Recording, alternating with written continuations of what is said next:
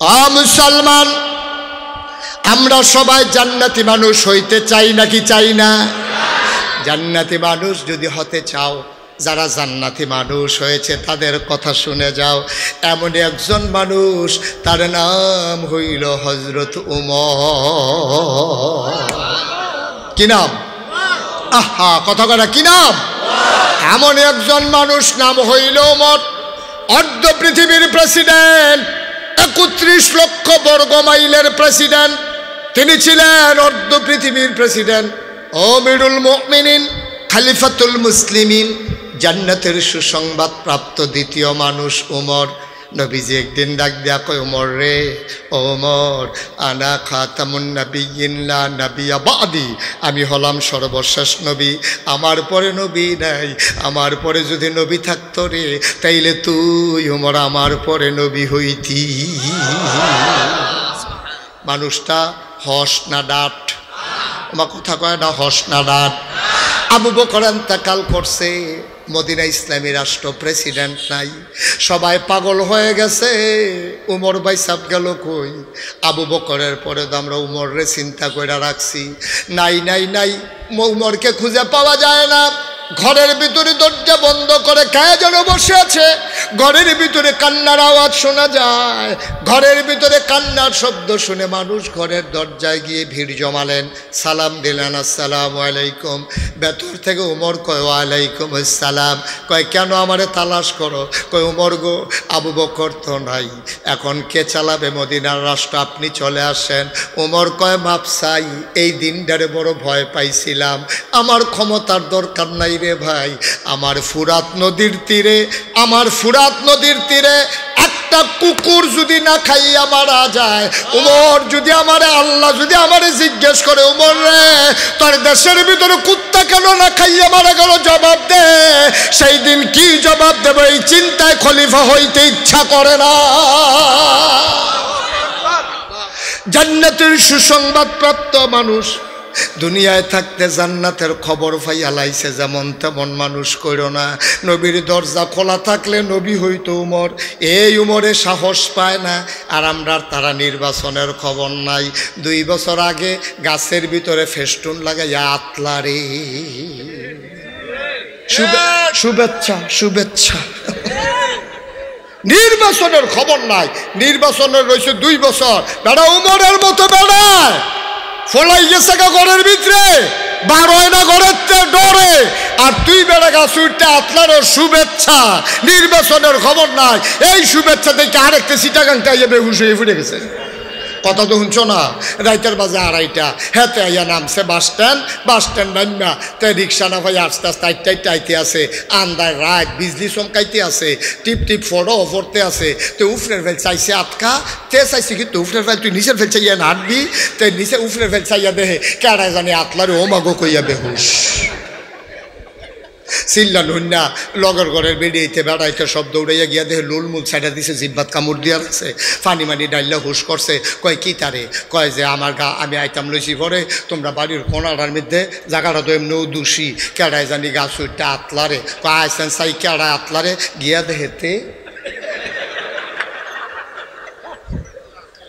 দেহেতে আতলারে। ওই যে নির্বাচন করবো, নির্বাচন। অসুব্য তুই উফরে উঠটা যে বইয়া রয়েছ 2 বছর, হ্যাঁ তো দুপুরিয়া ফললে বাজবানি তুমি। ক্ষমতার লেগা কত পাগল, আর উমরে গিয়া বাইতে বাইগা গেছে গা, ক্ষমতা নি দেওয়ার লাগে, এটার নাম ইসলাম। কথা তো মাত্র শুরু হয় না, যে কথা লইয়া যাইবা বাইত মার হাবা কয় না রে। কি ইসলাম কারে কয় আর আমরা আছি কো? বেড়া কথা তো শেষ না রে। প্রত্যেকটা রাত্রে আসার নামাজ পড়ে দুগলা খায়, খাইয়া কয়েকটা মিনিট বিশ্রাম নেয়। আস্তে করে সবাই যখন ঘুমাই পড়ে, ওমর উঠা যায়, একটা হাতের ভিতরে চামড়ার, আহা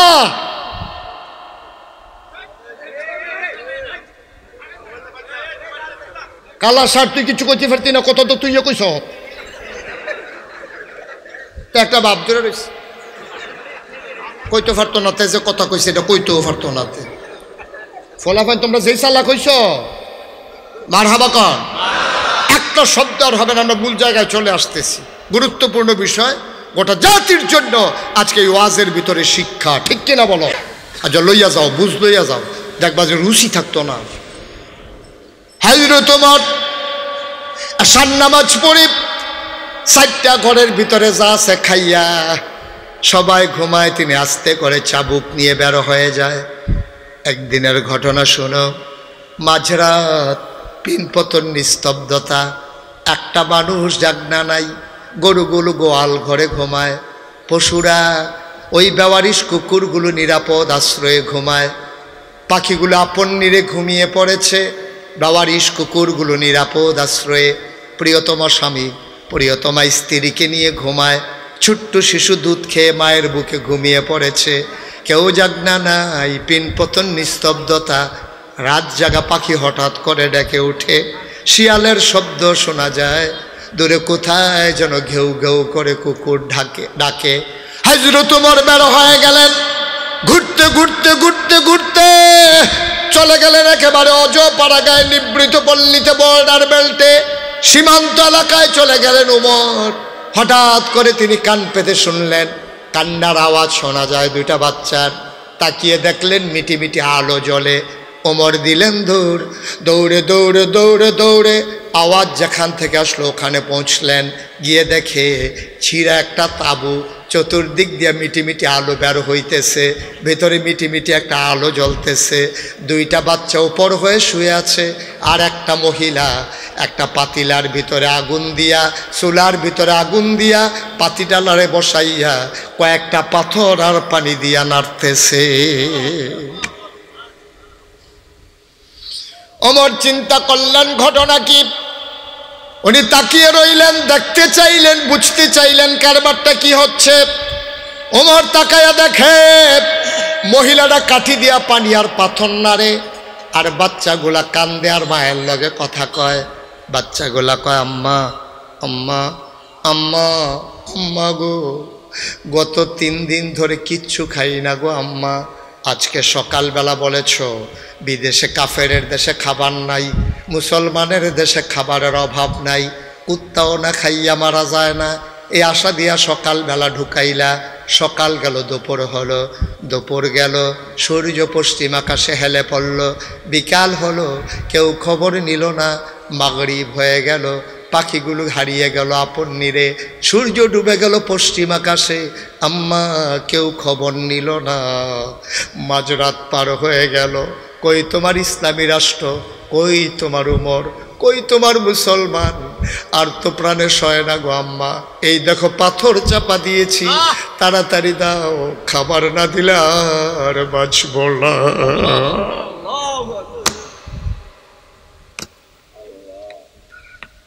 তাড়াতাড়ি খাবার দাও, নাইলে বাঁচব না গো আম্মা, তাড়াতাড়ি দাও। দুঃখিনী মা, খাবার তো ঘরে নাই, কোত্থেকে দেবে খাবার? তিনি ছলনার আশ্রয় নিলেন, বুদ্ধি খাটাইলেন, মনে করলেন চুলার ভিতরে আগুন দিয়ে যদি নাড়াচাড়া করি পাতিলায়, বাচ্চাগুলা হয়তো ঘুমাই যাবে, ঘুমাই গেলে তো আর বিরক্ত করবে না, সকালে যা হয় একটা বোঝ হবে। এই চিন্তা করে তিনি পাথর নাড়তেছে। বাচ্চাগুলা কয়, আম্মা আম্মা গো, তাড়াতাড়ি রান্না করো, কি রান্না করো? বাঁচবো না গো আম্মা, মরেই যাব, 3 দিন ধরে খাবার নাই, পেট আর পিঠ এক লাগে গেছে গো আম্মা, তাড়াতাড়ি খাবার দাও, আমি বাঁচবো না আম্মা, তাড়াতাড়ি দাও। উমর ওই তাঁবুর সামনে দাঁড়াইয়া ছোট্ট ছিদ্র দিয়া দেখতেছে আর কান পেতে শুনতেছে। উমরের কলজায় মানে না, গাল বেয়ে টপ টপ করে পানি পড়া শুরু করছে। দিছে দৌড়, দৌড়ে দৌড়ে দৌড়ে দৌড়ে তিনি মদিনায় রাজধানীতে ঢুকে গেলেন। ঢুকে যেখানে বাইতুল মাল জমা আছে, গোডাউন, ওই দারোয়ানকে ডাকলেন, দারোয়ান উঠো। দারোয়ান লাফ দিয়ে উঠলেন, বললেন তাড়াতাড়ি করো, একটা বস্তার ভিতরে আটা ঢোকাও, কিছু সবুজ কাঁচ এই সবজি ঢোকাও, পাকা খেজুর ঢোকাও, আটা ঢুকানো হলো, সবজি ঢুকানো হলো, খেজুর ঢুকানো হলো।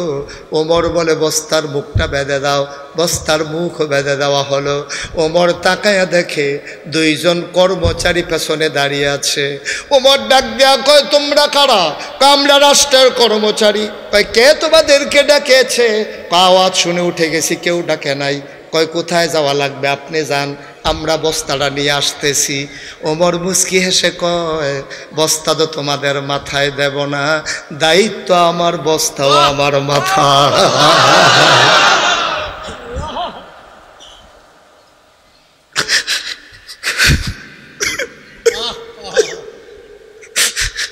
দায়িত্ব আমার, বস্তাও থাকবে আমার মাথায়। তোমরা ঘুমিয়ে পড়ো। কর্মচারীরা কয়, আমরা রিজাইন দেব, আমরা এই চাকরি আর করব না। আপনি যদি সব পারেন তাহলে আমাদেরকে কেন রাখছেন? কয়, না না না, ঘুমাও, বস্তা আমি নিতে পারবো, তোমাদের দরকার লাগবে না।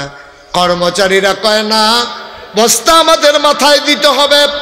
আপনি অর্ধ পৃথিবীর প্রেসিডেন্ট, জান্নাতের সুসংবাদ প্রাপ্ত মানুষ, আমিরুল মুমিনিন, খলিফাতুল মুসলিমিন। আপনার মতো মানুষের মাথার উপরে আমি পারি না আটার বস্তা উঠাই দিতে। ওমর এবার কয়, তাইলে ঠিক আছে, তোমরা কি আটার বস্তা নিতে চাও? কাহা, আমরা আটার বস্তা নিতে চাই।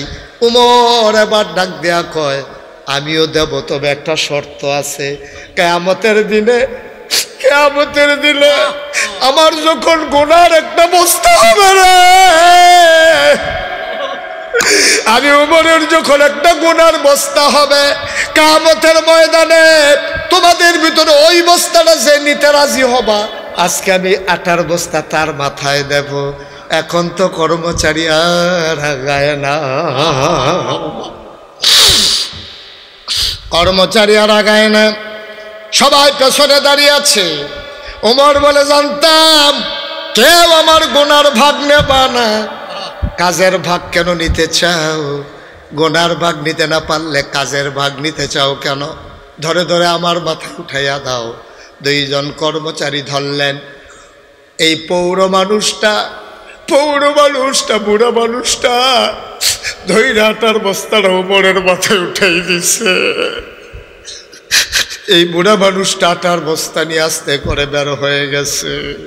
ফেরেশতারা আল্লাহরে ডাক দেয়া কয়, মাওলানা কি দেখলাম? এটা কি দেখলাম? এটা কি মানুষ? এটা কি মানুষ তুমি বানাইছো? অর্ধ পৃথিবীর প্রেসিডেন্ট আটার বস্তা মাথায় নিয়ে দৌড়ায়। মেঘেরার আড়ালে চাঁদ লুকিয়ে পড়েছে, চাঁদ লজ্জা পেয়ে গেছে। ওমরের মাথা আটার বস্তা দেখে আর সইতে পারে না। দৌড়ে দৌড়ে দৌড়ে দৌড়ে ওই মহিলার ঘরের সামনে, অজপাড়া গায়ে বর্ডার বেল্টে সীমান্ত এলাকায় ওমর গিয়ে হাজির হলেন। দরজায় দাঁড়াইয়া সালাম দিলেন, আসসালামু আলাইকুম ওয়া রাহমাতুল্লাহ। ভিতর থেকে মহিলা কয়, ওয়ালাইকুম আসসালাম ওয়া রাহমাতুল্লাহ। কে রে? কে আমারে ডাকলো? কে সালাম দেয়? ওমর ডাক দেয়া কয়, আম্মা, ও আম্মা, দরজা খুলে দেখো কে দাঁড়িয়ে আছে। কয়, কে? আমারে মা ডাকে। আমারে মা ডাইকো না, আমি মা হওয়ার উপযুক্ত না। যেই সন্তান পেটে ধরছি 10 মাস 10 দিন, 2.5 বছর বুকের দুধ খাওয়াইলাম, এই সন্তান 3 দিন ধরে না খাওয়া, আমি তাদেরকে খাবার দিতে পারলাম না। আমি কিসের মা? আমি কিসের মা? আমি মা না, আমি মা হওয়ার উপযুক্ত না।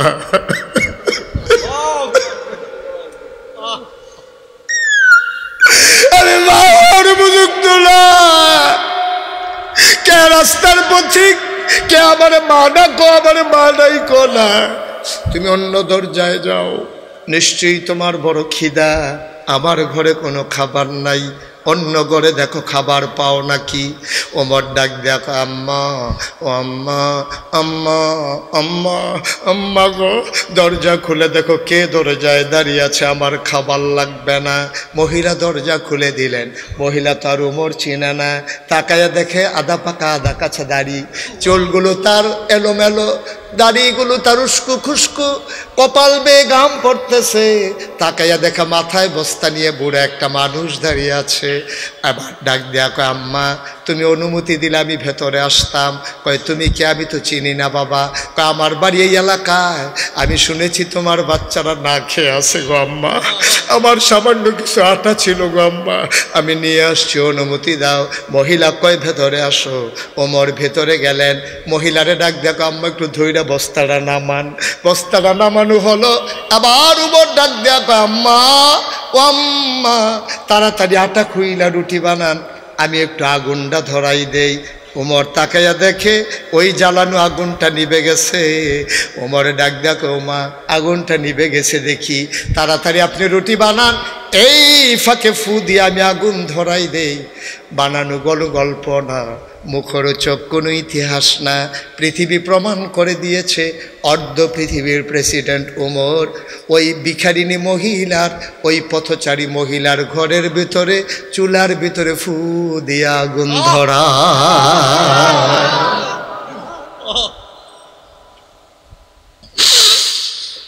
রুটি বানানো হয়ে গেল,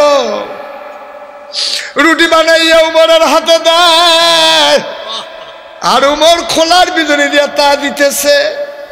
এক পিঠ হয়ে গেল, অপর পিঠ উল্টে দেয়, আর মহিলা রুটি বানাইয়া উমরের হাতে দেয়। দুইটা রুটি বানানো হয়ে গেল। আবার উমর ডাক দেয়, আম্মা ভাইদেরকে ডাকবো নাকি, ওনাদের তো অনেক ক্ষুধা।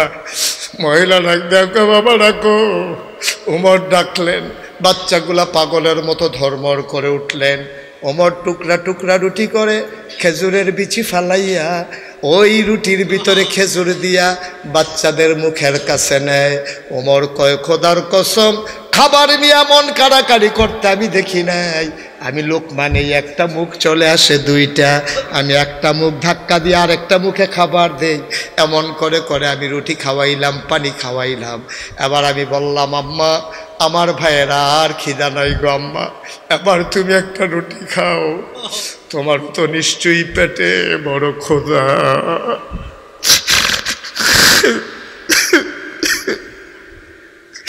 আম্মা আম্মা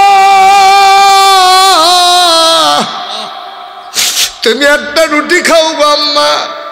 আবার মহিলার মুখের ভিতরে উমর রুটি দিলেন। মহিলা চাবাই আর ঢুক গিলতে পারে না, গলার মাঝে আটকে গেছে। মহিলা কাঁদতেছে। উমর কয়, মা কাঁদো কেন? কয়, বাবা ও বাবা, শুনেছি এই দেশের প্রেসিডেন্টের নাম নাকি উমর, শুনেছি তার নাকি অনেক বড় মন। তোমার মতো মানুষ থাকতে ওমর প্রেসিডেন্ট হইল কেমনে বুঝলাম না। তোমার কি মদিনার মানুষ চিনল না? তোমার মতো মানুষ থাকতে উমর আবার খলিফা হয় কেমনে? সকালবেলা ঢুকলাম, কই তোমার উমর? উমর তো আসলো না, তুমি তো ঠিক আসলা। উমরের খলিফা হওয়ার কোনো উপযুক্ততা নাই, উমরের মন বড় শক্ত। কিসের উমর খলিফা? তুমি হবা খলিফা। আগামীকাল সকালবেলা মদিনার মানুষগুলোকে ডেকে ডেকে আমি বলে দেব, তোমারে যেন খলিফা বানায়, ওমরকে যেন বাদ দিয়া দেয়। ওমর মাথা নিচু করে আছে, গাল বেয়ে বেয়ে টপ টপ করে পানি পড়ে। ওমর ডাক দেখো, আম্মা এসব কথা এখন বাদ দেন, আগে একটা রুটি খান। আগামীকাল সকালবেলায় মসজিদে নববীর সামনে আসবেন, ওমরের সাথে আমার বড় খাতির গো আম্মা, উমরের সাথে আমার বড় খাতির। আমি উমরকে যা বলি উমর তাই করে। সুবহানাল্লাহ কয় না?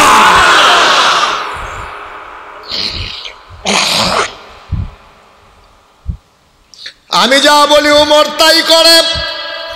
আম্মা আপনি এখন রুটি খান, সকালবেলার চিন্তা আপনার করা লাগবে না। উমরকে বলে বলে আমি মাসিক রেশনের ব্যবস্থা করে দেব।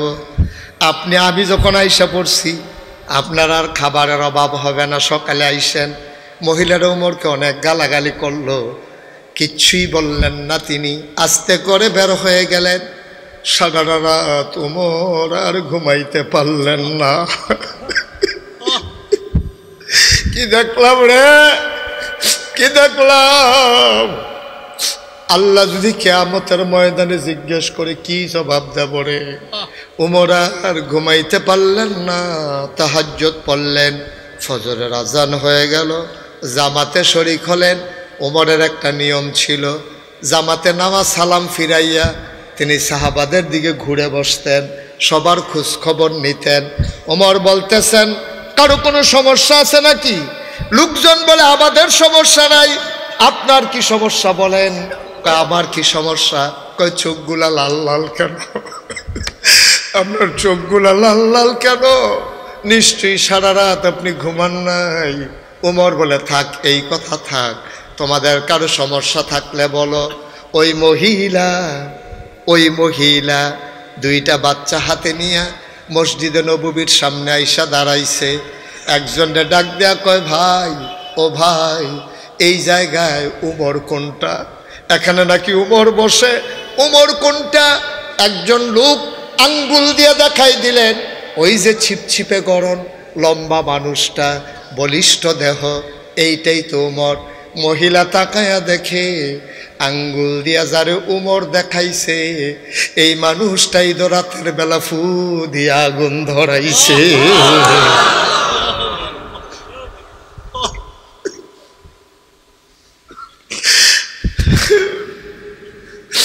মহিলা সাংঘাতিক ভয় পেয়ে গেলেন।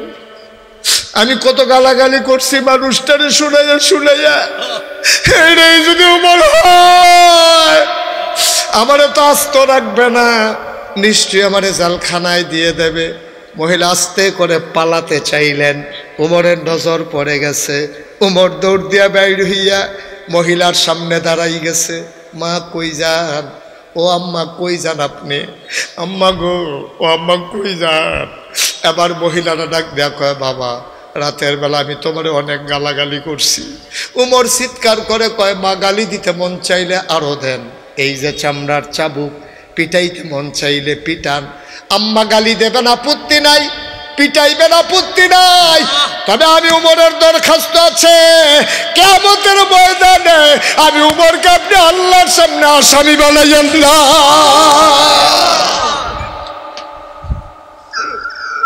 পিটাইতে মন চাইলে আরো পিটান, গালি দিতে মন চাইলে গালি দেন, কিন্তু আসামি বানাইয়েন না গো আম্মা। এই দিনটারে বড় ভয় পাই, এই জন্য খলিফাও হতে চাই নাই। ও আম্মা, আমারে আপনি শাস্তি দিতে মন চাইলে আরো দেন। বাংলার মুসলমান, নারায়ণগঞ্জের মুসলমান, সোনারগাঁয়ের মুসলমান, নগরকান্দার মুসলমান, আমাদের দেশে নেতা হওয়ার জন্য কত পাগলামি। আর উমরের মতো মানুষ লুকাইয়া লুকাইয়া নেতাগিরি থেকে বাঁচতে চায়, এটার নাম হলো ইসলাম। কলজায় যদি ডর থাকে, তোমার নেতা বানাই দিলেও তুমি হইতে চাইবা না। নেতা মানে চারটিখানি কথা না, কুল্লুকুম রাইন ওয়া কুল্লুকুম মাসউলুন আন রায়াতিহি। সকলেই আমরা রাখাল, মেম্বার তার ওয়ার্ডের রাখাল, চেয়ারম্যান তার ইউনিয়নের রাখাল, উপজেলা চেয়ারম্যান তার উপজেলার রাখাল, এমপি তার সংসদীয় আসনের রাখাল, প্রধানমন্ত্রী গোটা দেশের মানুষের রাখাল। একটা মানুষের যদি কোনো সমস্যা হয়, স্বাভাবিক মৃত্যুর বদলে অস্বাভাবিক মৃত্যু যদি হয়, কোনো মানুষের যদি গুম হয়, কোনো মানুষ যদি হত্যার শিকার হয়, আমার ছাত্র জনতার উপরে গুলি হয়, তাহলে রাষ্ট্রপ্রধান, প্রধানমন্ত্রী, তুমি কিয়ামতের ময়দানে আসামি হবা। ঠিক কিনা বলো?